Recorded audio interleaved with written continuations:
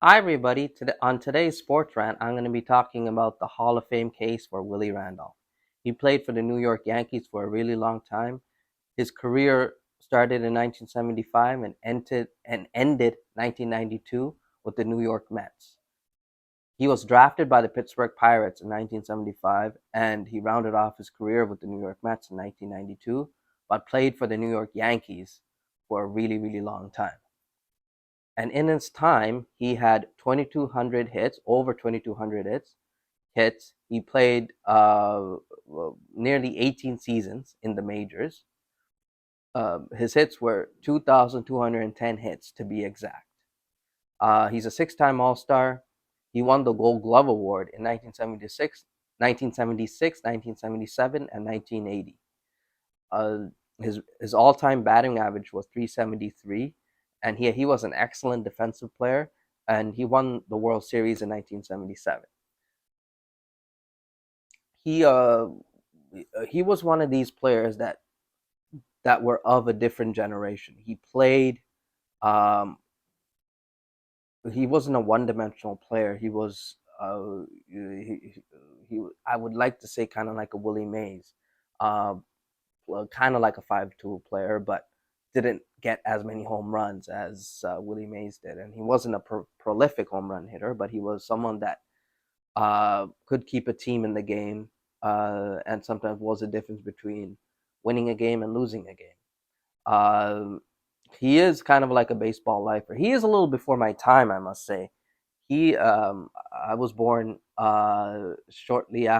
just shortly before he retired. But I would have loved to have seen someone like that play. He was after his career. He was the third base coach. No, I must say he was the third base coach for the New York Yankees. He led to all those when the Yankees were playing good. I must say in the '90s, he was kind of like a key component of those teams. At this time, as kind of like a bench coach, a lot of players looked up to him, and he is someone that many people would say a baseball lifer. Uh, he is someone that even after his career, he managed for a bit.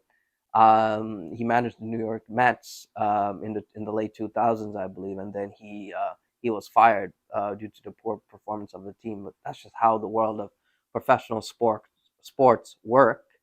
And he is someone uh, that has a high baseball IQ. I don't think a lot of players can say that. A lot of baseball people, baseball writers, and whatnot say that about players, but there are some players that people say have great baseball IQ, and Willie Randolph will be one of them. And he is someone that is very active in baseball to this day in as many different capacities. And I think he should be in the Hall of Fame because baseball writers like to look at uh, peak performance instead of overall longevity. And I feel baseball writers, when looking at someone's stats in order for them to get into the Hall of Fame, they have to have uh, longevity, not just peak performance. And someone that is a veteran of the game and has been playing ball for some time. His WAR, wins above a replacement, is 65.9, which puts him really, really high. Wins above replacement is how in baseball, in Major League Baseball, they value a player's skills and ability, and he scores very, very high on that. So I think he should be in the Hall of Fame because he has a ton of hits. He's a six-time All-Star. He's a Gold Glove. He won the Golden Glove three times in 1976, 1977, and 1980. He was an excellent defensive player as a second baseman, and he had a 373 batting average all time. Uh, that is pretty good in my books.